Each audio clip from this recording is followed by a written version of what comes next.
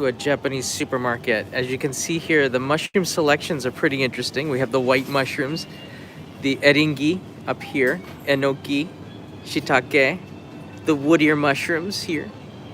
There's Shiitake, Bunashimeji right there, but there's more than one kind.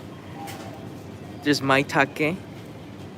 There's a different kind of Eringi and Bunashimeji, and then there's some more Eringi here. So we've got so many different kinds of mushrooms here in the supermarket, but this is typically what the mushroom section would look like. And I bought a bunch of them, and I'm gonna be taking them outside. Greetings, welcome to the riverside of Tokyo. I now have 7 of the big mushrooms that you will find in just about every supermarket in Japan in this bag here. Yeah. And I'm gonna be going over a mushroom video that I just uploaded about 2-3 days ago, where I explain this stuff in more detail. It's mushroom paradise. And yes, I'm restocking the refrigerator with mushrooms. It's just amazing to me that you can get all of these mushrooms in the supermarket here in Japan, like normal supermarkets. I'm not talking about like specialty places. That's it right there.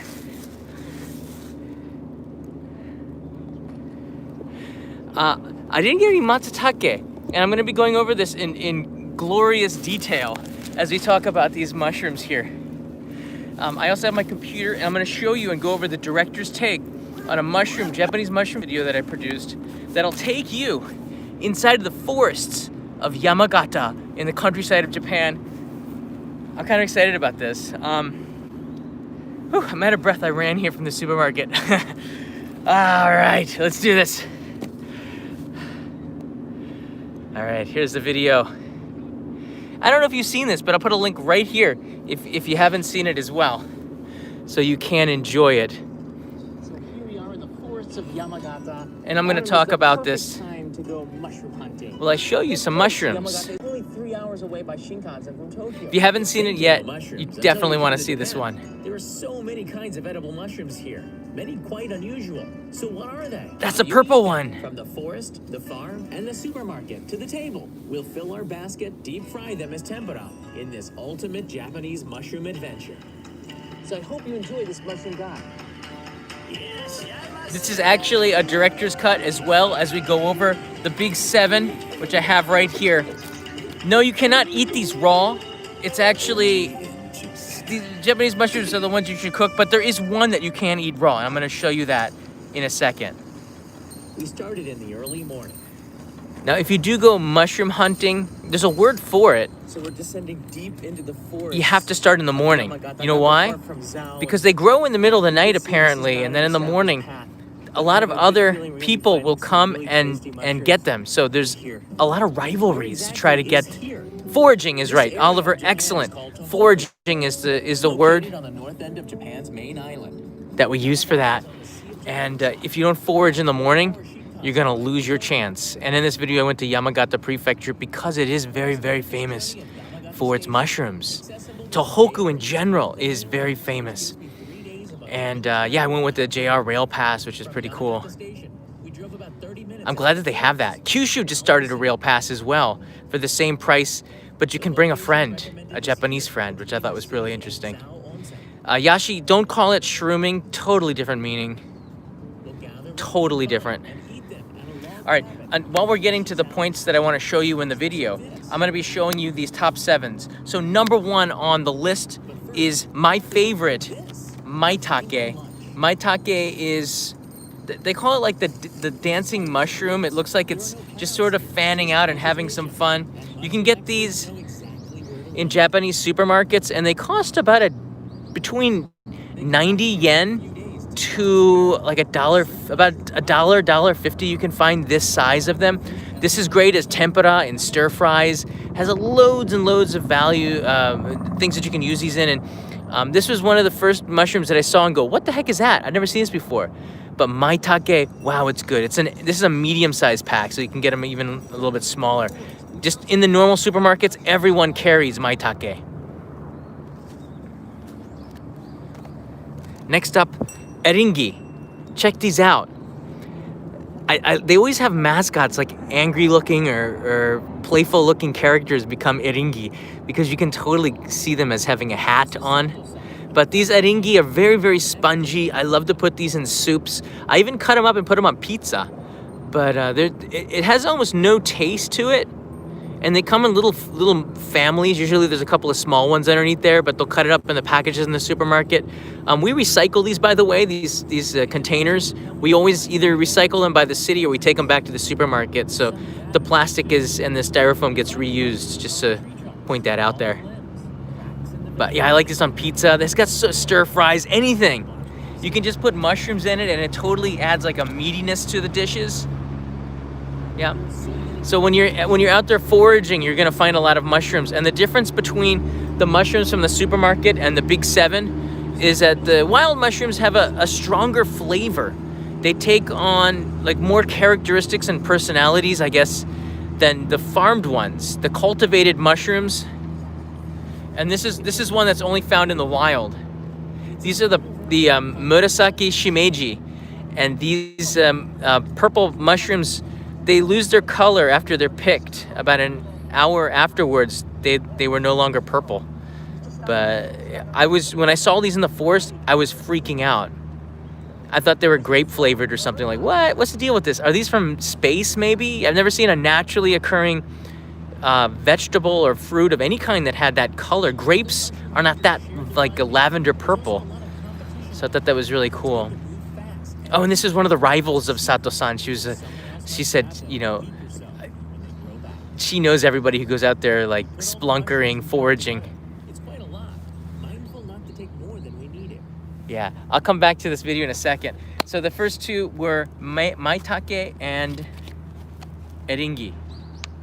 All right, so these two are some of my favorites. Then there's,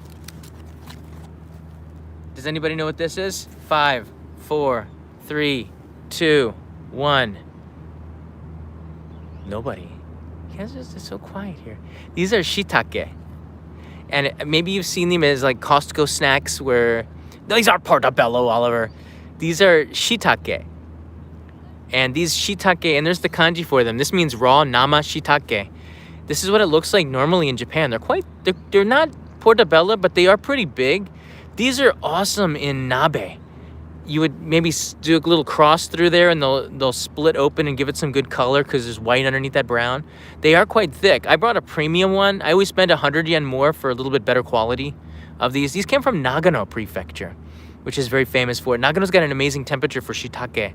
But you'll find not just one variety, one kind of shiitake, but several from different areas of Japan. Usually in every single supermarket, they have more than one kind of shiitake, which is really unique. That's number 3. Number 4 here is, anybody know? Anybody? Bueller? Nothing? Nobody? What do you think? These come from Nagano as well. These are Bunashimeji. And the Bunashimeji, again, every single supermarket will have these. You can throw these into stew, into curry rice. Can I put this in boiled them and put them in a salad the other day? It was really good. In a, what do you call it? The one with the cheese? I don't know, not like a casserole, but these would be pretty good in that too. These are really cool. And actually, let me open this one up.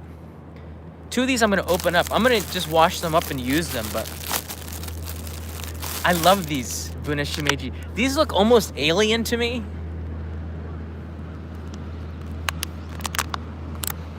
Almost no smell at all. But they almost look like a little colony, right? These are so cool. And I remember when I came to Japan and I got this out of the package and I was like, what the heck is this? How do you use this? And this is just so cool. It's like, if I was micro-sized, I gotta say hi to Spaceboat, which could drop these mushrooms off from space. I don't know. And there's a Tokyo Skytree in the distance. Kind of a warmer December afternoon, really. Have to stop for that. Sorry. Everybody who watches the show knows what's going on. Spaceboat. All right. When I remember when I got these 23 years ago, and I just bought them out of curiosity. I said if I was micro-sized, I could live inside here. right? I could make a little fort inside of a one of these mushrooms, huh? And this is about $1 for this. You cut them up. I guess I throw away the base usually, but you can see there's some little babies starting to come up here. And yeah, I put these on pizza. They're pretty neutral flavored, but again, if you find these in the wild, much stronger flavor than farmed ones. Speaking of the Smurfs, in this video, I'm gonna talk about when I went inside an organic mushroom factory farm. And I'm going to talk about my experience inside there, what I felt when I went in there. So this is the 4 out of 7. Next one I want to show you here is Enoki. Enoki is another really unique one. I remember getting these. I thought these were alien as well. I got these when I first moved to Japan. I was like, what is this? What do you use this in, right? Stir fries, pasta. I thought this could replace spaghetti, but it doesn't. It's a little bit too springy. I guess I can open these up. Love them in nabe as well. And really good chefs will take a little bunch of them, put cheese or wrap them in bacon, then grill them. Oh, because they're so neutral in flavor, these are so good when you add something flavorful to them. It really takes it to the next level. Let me get these open for you. Again, like Kanai and I are gonna be eating these mushrooms tonight for dinner. Hey, Brendan Walker! Look at that, isn't that it was just wacky. Here's the base of it in what they're grown in. It goes up to here, the plastic pots. So I would typically cut the base of it, and then you would be left with all of this springy goodness. It's just really like a sponge, really. So it'll if you do try to wash them, it'll start to absorb the water. So just keep that in mind. But it's got an amazing consistency to them, and if you just look straight onto it, this could be a screensaver, right? I always thought that all the little teeny heads on there. This is another colony.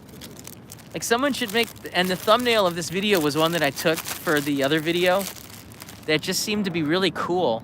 That if you put all the mushrooms together, it looks like a new world, like some place in space. So this is called Enoki take, but we just cut the take from this one. I don't know why. Eringi and Enoki don't have take at the end. I don't know. So that's 5 out of them. This one here is called Nameko, and when I went into the forests here, you can see in the video here, the Nameko, which is right, where is it? I think that's Shiitake. The Nameko is different in the forests, and you can see that's a supermarket that I went to before. And this is a rundown of the different varieties of mushrooms I think I did. You can go and check it out in the video. The incredible Japanese mushroom supermarket guide.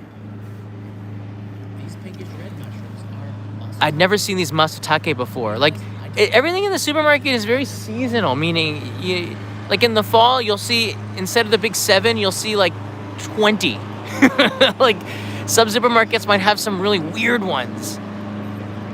They look like they're from outer space. Every mushroom looks really good when you zoom in on them, though. They're just so unique. They're on my keyboard now. But these ones are called Nameko. These are in every single supermarket, and they're kind of mushy. I don't know why they do this with it. I guess they put some kind of soup in there with it. But you would just rip this open and put it into miso soup. And these Nameko mushrooms are everywhere in the forests. But they're also one of the most farmed ones. And when I think of Japanese mushrooms, I might think of this first, just because they really are everywhere, and they're so cheap. You can get little bags of these mini Nameko, which are awesome in miso soup, for about between 60 and 80 yen at most supermarkets. But premium ones might go about $1.20 or so. They're not too expensive because they're pretty cheap for them to make. So Nameko is number 6, and number 7 is this one. And this one is just called white mushroom. Maitake, And you know what? I asked. usually quite expensive. So I asked the president of the mushroom farm.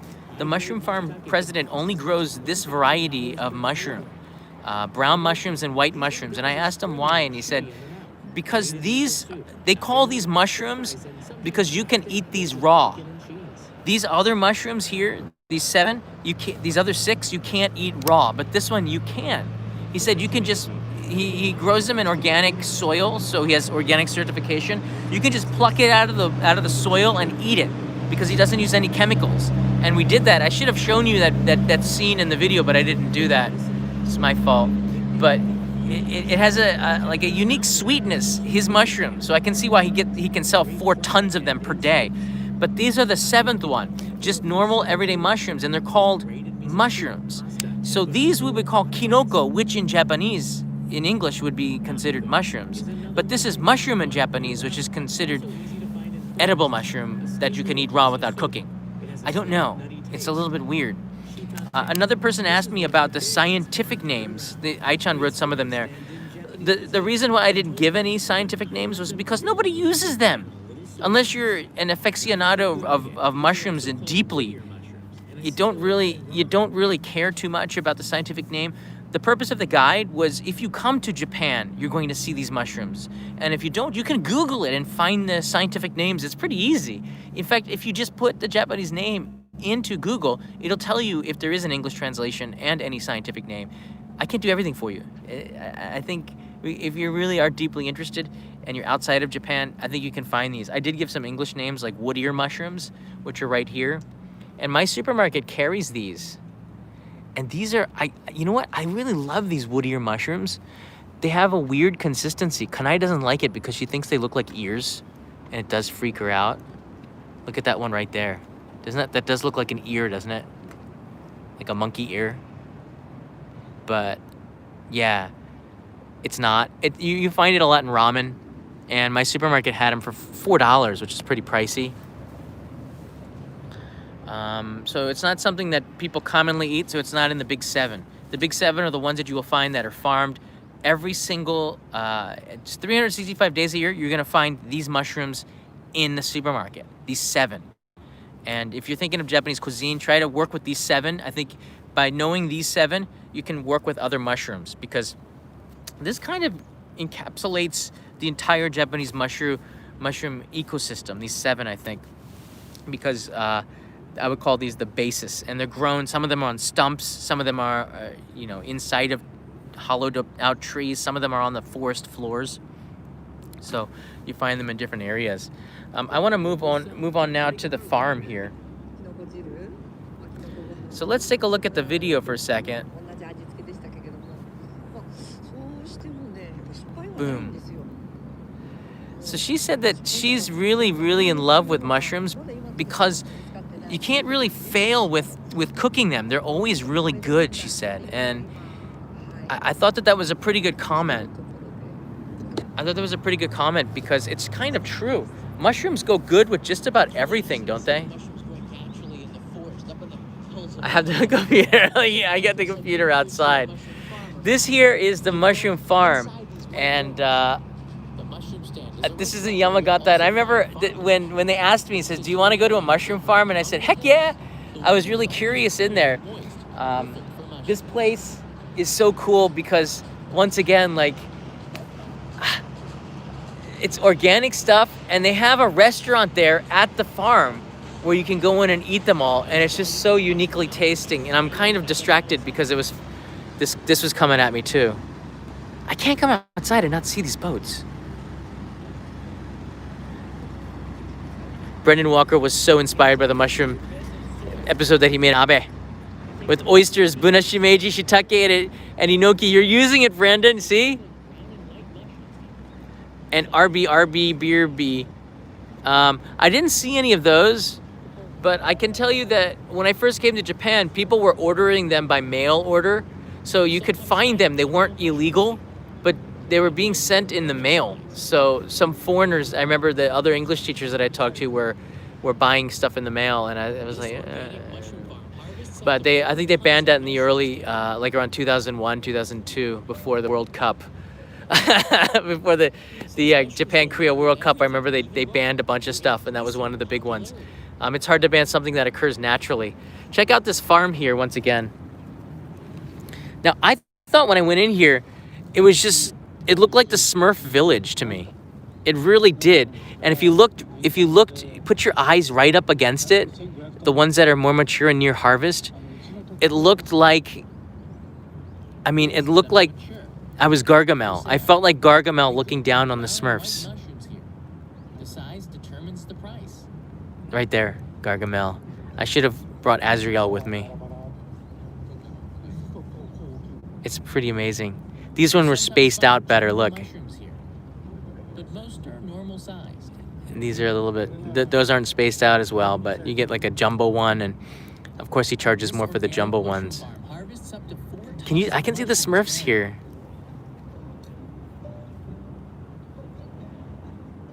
Since mushrooms go well with everything, even raw. I thought that was really cool. Yeah, so, the mushroom farm was a pretty cool experience, but I think if you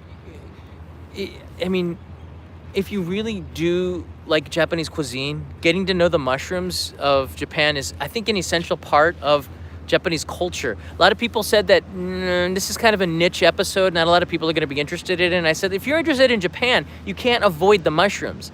In every single restaurant, well, that's not true. Almost every single restaurant, including ramen, including Denny's in Japan, including pizza restaurants, they're using Japanese mushrooms in it. In fact, Jun's Kitchen, he just posted a video with beef Wellington, and he used Japanese mushrooms. In Japan, you can't avoid them. So I think if you're making a trip to Japan, knowing the mushrooms here, I think will enhance your experience. And I think you're going to want to try to find these in the cuisine and maybe even ask for them. Because I don't think unless you have a kitchen, you're going to be making things with Japanese mushroom in your hotel room, because you need to cook them, because it's better that way. Because farm mushrooms don't have the same flavor as the wild ones. They're more neutral tasting for a reason. And they're good. They're really good. Yeah. If you do have some questions, I'm here for you. I'm here for you. Let's take a look here at the Big 7. I'm going to put them all out for you. We've got Bunashimeji. White mushroom. That's what they're called in Japanese. I'm giving you the Japanese names. Enoki. Shiitake. Nameko. Maitake. And Eringi. These are the top 7. These are the 7 that you will find in every single supermarket. And if you do go to an Asian supermarket, I'm pretty sure you can find these. You can mess around with them and see how you add that into cuisine. Add these on a pizza. Cut these up into little teeny pieces, and you can put them into stew. You can do all sorts of things. These are a little bit mushy, but you can put that into all sorts of soups. These eringi are great as wrap it with bacon or pork or some kind of meat, and you can grill those. These are great on just barbecue. All of these, just put them on a grill with a little bit of butter and saute them, and oh my gosh. In fact, you can just get all of these mushrooms, mash them up together, and make mushroom meatballs, and that'd be something that would be really, really good. But I think when I grew up in the United States, and when I was growing up, I only experienced maybe white and brown mushrooms. Those are the only mushrooms that I think I ever ate when I was growing up. These. Right? So when I came to Japan, never in my wildest dreams did I think that we would have like alien mushrooms. Now shiitake were dried. I'd seen those in cuisine and other cooking, but I'd never seen like raw shiitake mushrooms until I came to Japan. This is back in 1998. It was a little bit different. But now I think in more Western supermarkets, you'll be able to find more Japanese mushrooms. But back then, I was blown away. I remember my first trip to a Japanese supermarket.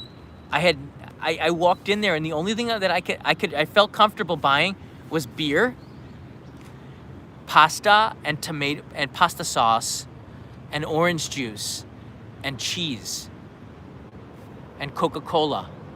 Everything else was so Japanified. I just didn't know what it was, because back in 1998, Japan was not a really popular destination. There was so little information on it. There was no YouTube. The internet was not even really around. You had to go to an internet cafe and pay, like, it was about $15 an hour to use the internet. If I wanted to download my mail, I had to go to a payphone, and I'd have to download my messages from America Online in the United States, a long-distance phone call, and then I'd reply to it. This is like 1999, 2000. So we didn't have the internet, so we didn't know about these things. We didn't have YouTube. So it was really, really tough, and it just came from word of mouth. You have to make Japanese friends in order to understand everything in the supermarket. Of course, when I had my first girlfriend, no, we didn't really cook a lot either. But back then, I think, yeah, when we kind of went out a lot. Yeah, English teacher life, you don't really cook that much, I don't think, most people. But it took a while. You find you run out of money and you have to start, you can't cook Western food, you have to start making your rice, using your rice cooker and cooking in order to survive and save money, or else you will blow through your budget in no time as a teacher. Papadut, informative and fun as always, John. Thank you, Papadut. John Kimura is here. Great video on mushrooms, drink and food fund. Thank you, John. I just want you all to understand when you do come to Japan, one of the best places that you can go, Japanese supermarket. You can see, one of my favorite places in Europe was the supermarket. I remember going into Holland, into the Dutch supermarkets and seeing all of the unique sauces. They have this satay sauce with peanuts and stuff, and it was so good, and stroopwafels and all these really unique desserts. I remember going to Italy and I would see all these really unique pasta sauces and chocolates in the supermarket. And in Vienna, there was the street near, what is that street called? Near St. Stephen's Dome. You know, there was a couple of really good supermarkets, and I would be mesmerized at all of the cheeses in European supermarkets. When you come to Japan, I think visitors were going to be mesmerized by the mushrooms that they have in the supermarket, as well as some of the really weird vegetables in there. There's even more, like the lotus root, which is called renkon, which is so unique. And also, if you just walk around, there's so many things that I can't even explain. So I'm looking forward to doing a very thorough supermarket tour. I've been talking with the supermarket to get access, and we're just kind of hashing out when I can do that, and I'll take you through it aisle by aisle and explain to you in gory details all of what you're seeing in front of you, which is going to be really interesting for me to kind of relive the first time I saw these things. And now 23 years later, I don't even think twice. I just buy it. Natto, put it in the cart. I know how to eat it. You know, tofu, all these different kinds of tofu. I know how to eat it. I know what their purposes of the hard tofu, the soft tofu, the grilled tofu, the deep fried tofu. There's all sorts of tofu. It's like, and you go in the US, there's one kind of tofu, and it tastes like rubber, you know, for long life, because people don't buy fresh tofu enough. But it's changing a little bit because more people are cooking international kinds of foods. Do you have any questions about Japanese mushrooms? And if you wrote your question before, you might want to ask it again. I really want to try to answer as many that you do. Jeff Roberts, is there a similar store like Whole Foods in Japan that sells organic? I would, you know, the supermarket that I go to around this area, there's nothing like that really. There's no chains, because there's no, in Japan, everything is pretty healthy already. Organics is not something that people really look for, not until recently. So while the organic boom was happening in the United States and in the West, Japan really didn't care too much about it. But just recently, organic foods are starting to bloom in Japan, but there's no regulation on what is organic and what's not. Not like in the US. It's hard to tell. There's a couple of stores. One of them that Kanai and I go to is in Tsukiji. Not Tsukiji Fish Market, but across the street from there. There's a little teeny organic store that sells carrots, and we get tomatoes, carrots, mekons. Like, it's not very big, but it takes from local farmers all of the vegetables in there, and it sells it. It's a little bit more expensive, but I think it's better for you. And I always get the feeling that I'm helping a farmer out by buying from the little organic store. We call vegetable stands in Japan yaoya. Yaoya. You don't see them as much anymore, actually. A lot of them were family-run businesses that have gone on for decades. A lot of them are going out of business because they're mom and pop places. But out in the countryside, you will still see a lot of yaoya, where they're selling vegetables at a discounted price, which I think is cool, right from the farm. Yeah, yaoya. Yasai is the word for vegetables. Is it always good? So these are great questions. Is it always good to try to be local when you can? It is, Jason, absolutely. And I think more and more as time goes on and we get tired of places, there's nothing wrong with going to Walmart, but I think we get tired of that. We will eventually get back to the mom and pop places. I think there's nothing is more. I always have a dream of being like a beekeeper, or having my own farm and growing my own vegetables. I always have this kind of a fantasy or dream that one day I'll have an apple tree and I'll be able to pick my own vegetables like this and live out in the countryside.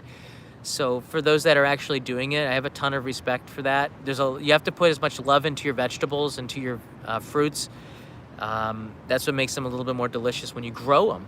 And people who are growing their own vegetables are really, they're really balanced people. Anyone who has a garden kind of is more connected with nature and seems just a little bit happier, I've always found.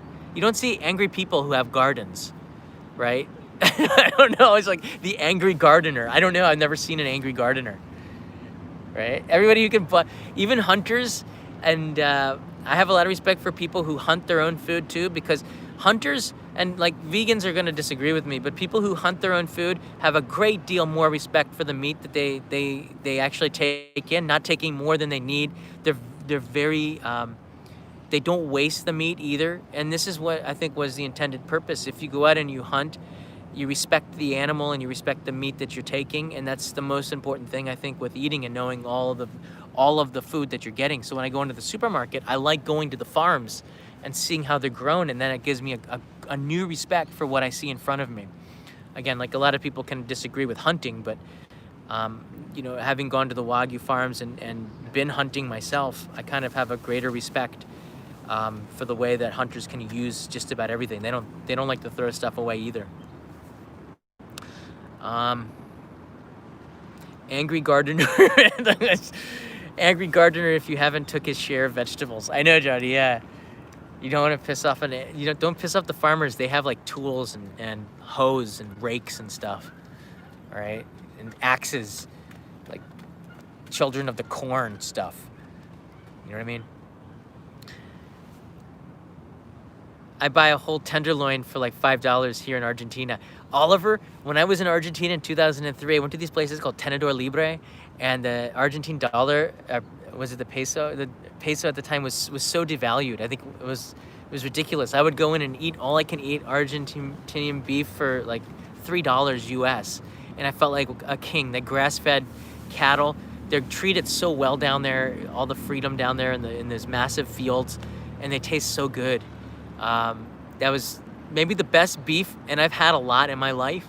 The Wagyu is good and oily, but the beef down in Argentina is second to none. It's just the grass-fed beef of Argentina. That's the way beef should be tasting. We don't get that in the United States. There's very few grass-fed cattle places like there are down in Argentina. Best beef in the world, I think, Argentina. Wagyu's different. Argentina, man. And with the wine, I ate so well. I can't wait to go back again. It's been almost 20 years now. And they also, Argentina, have a great respect for the food. A lot of people are growing their own stuff down there too, except in maybe Buenos Aires and in the cities. Grass-fed bison. Yeah. So when you go into the Japanese supermarkets, not everything is organic, but you will find that there's a great deal of respect. And just like the interview I did with the CEO in the mushroom farm, each farmer has a pride in what they're growing, and they know that they want the ingredients. They want it to be good for your family because they want to grow something that's good for their family, and that might be it's part of Japanese culture, where there are some people and corporations that are going to be greedy, of course, but for the most part, if you're buying stuff from local farmers, you're going to find that it's very, very, I don't know, they just love what they do, and you can talk for hours and hours and see the passion in their eyes, just like with the CEO at the mushroom stand in Yamagata. you can see the passion that he has for what he does, and that's why you know that what he's growing is gonna be top notch. And yeah, I left there with a bunch of mushrooms and brought back some gifts for Kanai, like mushroom soup and things like this that we could make from his shop. And just traveling to go and see that, to go and eat at his shop, is something that you could do with the JR Rail Pass, JR East Welcome Rail Pass, just as a side trip if you're living here in Japan. Yeah, watch the episode. I don't want to replay everything, but I will answer some questions about it. That's what these director's takes are, and kind of introduce to you some of the mushrooms from Japan. Why is these episodes over an hour long? It's because a lot of people are getting the notifications, and it's a live stream. It's more than just a question and answer, but it's also a chance for me to interact with people, and that's why I love this format. One of my favorites. And thanks to all of the people who have become members on the channel. You have some emoji. We're very close to unlocking another emoji. Oh, I could show you right now, so I'm waiting for your questions. Really? You guys are always chatting with each other. You don't have any questions to ask. This is this month's postcard. This is for December. It's the end of the year. The only thing I photoshopped was the sky. I put in a more optimistic looking sky. So there's some clouds. I photoshopped that. But it's true. This is the postcard I'm setting up for December from Kanazawa. That's not a real sword. And then everybody who gets it gets the New Year stamp. This is the year of the cow. So you'll be getting a New Year stamp, which is, you see, Reiwa. Does it say Reiwa? Yeah, Reiwa 3. 2001. So it's the first stamp of 2001. So that's going out. I'm actually sending, if you ordered this, if you did sign up on Patreon, like in the next 30 minutes, I'm going to Tokyo Station after this to go and deliver these right from Tokyo Station. So it'll have a Tokyo Station postmark if you get it in the next 30 minutes, because I'm gonna make a bicycle trip down to Tokyo Station, which is not too far away from here. You can't have one, you can buy one. It just kind of supports the channel a lot.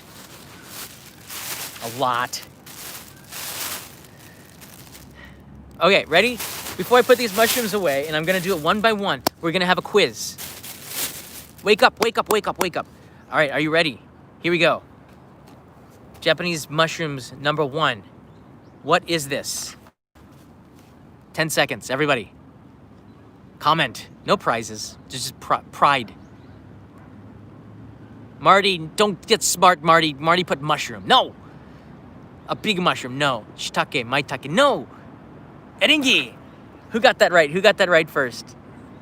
Isoko got it right. Okay, Isoko gets a shout out. Okay, good job, Isoko. These are Eringi. Okay, everybody say it together. Eringi. All right. Mushroom number 2. Here we go. 3, 2, 1. What are these? Somebody's just putting Eringi. Eringi. These aren't Eringi. Oh, Isako, you're disqualified because you got one right already. You're the winner. Nicolay writes Maitake. Good job. These are Maitake. Everybody, Maitake. Take, as you can tell in the ending, means mushroom, pretty much. So Maitake. Number 3. Are you ready? 3, 2, 1. What's your take? What's your take? Anybody? Tyler. Good job. Tyler got it. Shiitake. These are shiitake. Excellent job, Tyler.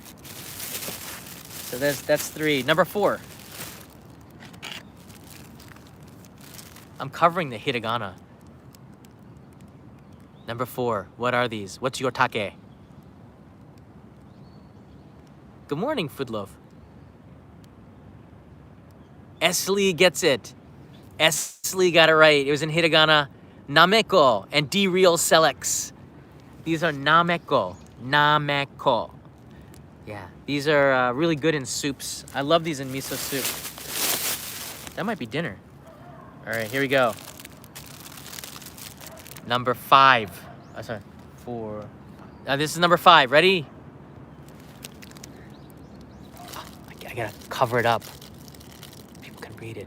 Jason! Whoa, Jason, that was super fast. Enoki. Enoki. Yeah, these are enoki mushrooms. Enokitake. That was really quick. Jason, I'm impressed. Jason probably had these like written down and copy paste them real quick. That would be. You can. These are all edible. These are all edible. What? All right, next up.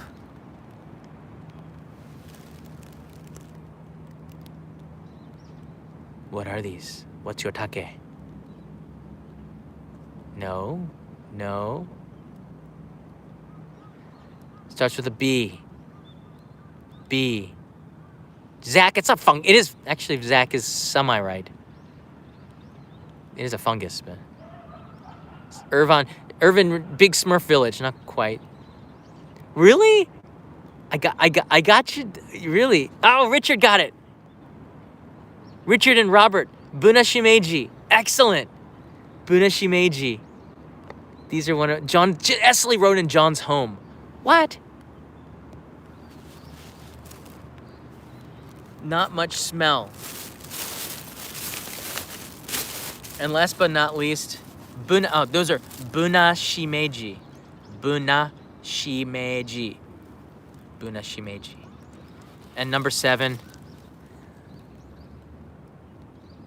Raymond knew by process of elimination. These are from Chiba Prefecture.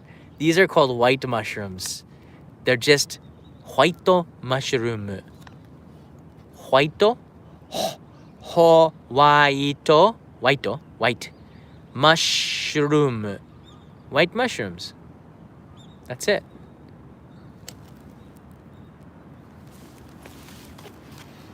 These are, yeah.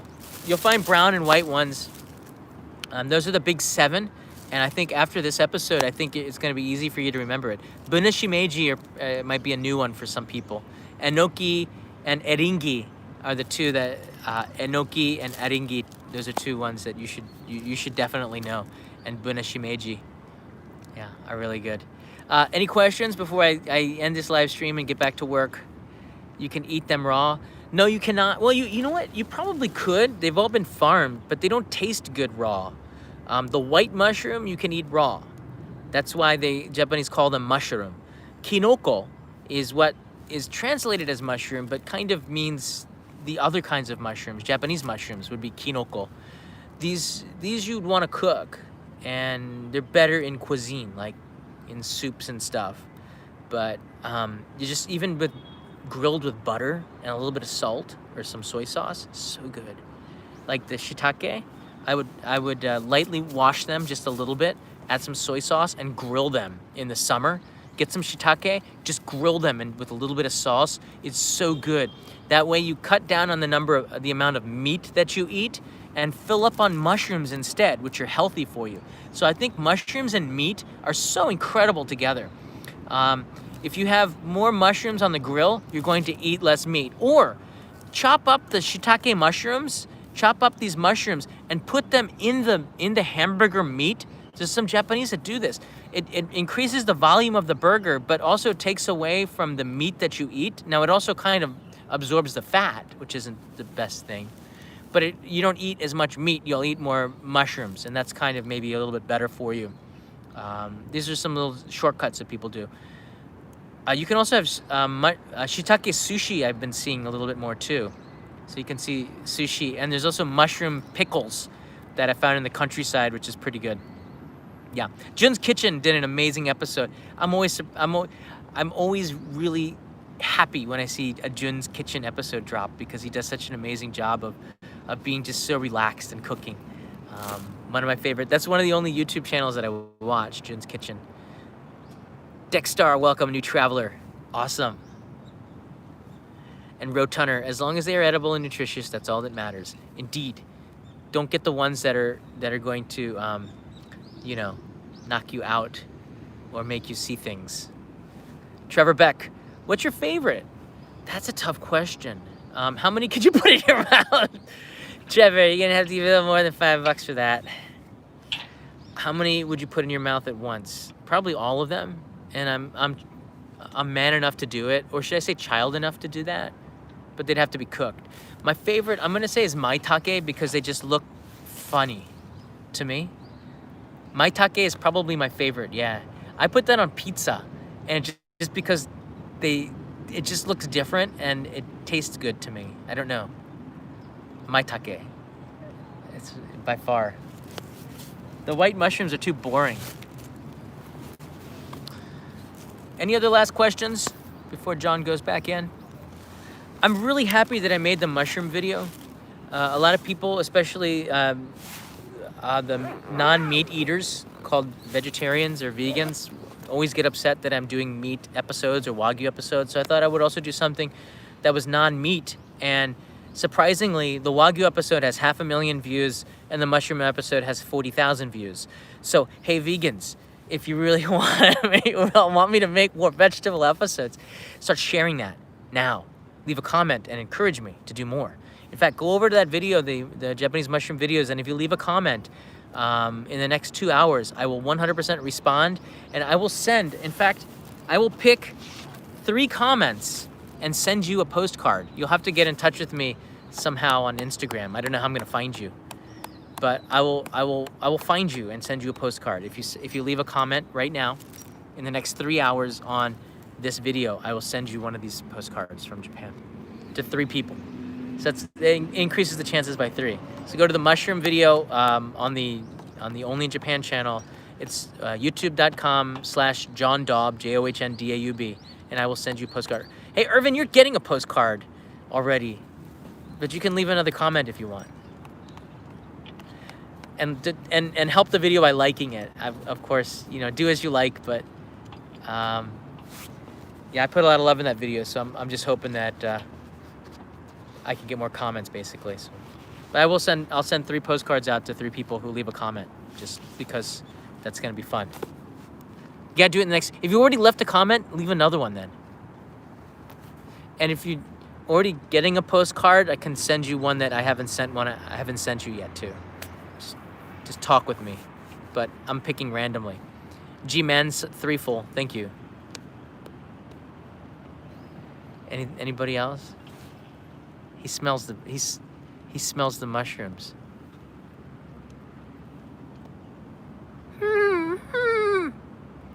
Pigeons make this sound.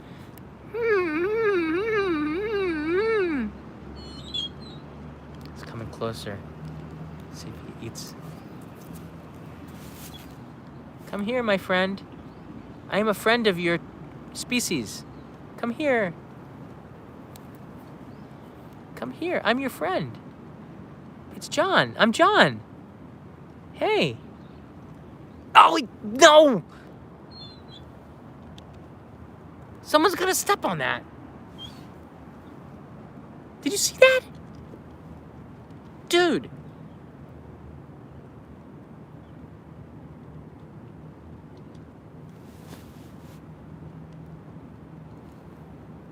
Isn't there a law against that? As yesterday or 2 days ago, when Peter and I were walking the streets of Ginza, a pigeon just was walking right in front of a car. They didn't even care. Just walked, and the car almost got it too. I'm surprised the driver even saw him. Just shocked at how pigeons think that they own the city of Tokyo.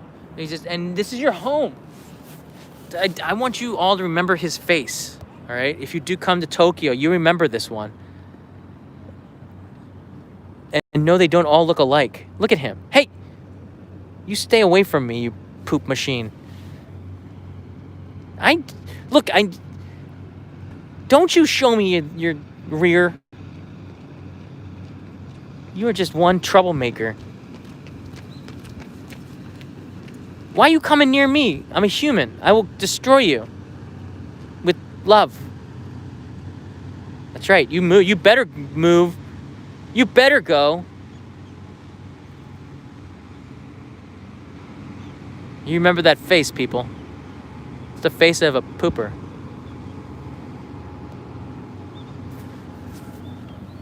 So there you have it. Thanks so much for watching, everybody. We spent the last minute talking to a pigeon. That's what I do. Talk to the animals. Nice day in Tokyo. I hope everybody... That's Toby's food. pigeons. He eats them. I've seen the crows eat the pigeons. Pigeons don't eat their family. Or crows don't eat their family. So I'm gonna leave you the last 20 seconds. Oh, I just stepped in it. Oh, I forgot about it. Luckily, it's small and probably organic, like the mushrooms. Oh, he just stepped in it too. He just stepped in it too. Better take your shoes off. Get home. There's a shot of the last 20 seconds looking at this is why you subscribe to live streams. It's just it's complete and total nonsense. That's a sky tree on a cloudy day in December. I'm hoping all of you can make it here to Japan, but if not, I will be here to take you around the country. And this weekend I'm going up to Sendai and to Keisanuma, which was impacted in the tsunami and earthquake. And I'm going to bring you some inspirational stories that I hope will brighten up your holiday season, because that area could definitely use a little bit of attention. And I'm going to be taking you there this weekend. So looking forward to that. It's going to be some tough stories I'm going to be filming. Have a good day. Have a good night. Stay safe, everybody. See you in the next live stream, probably tomorrow.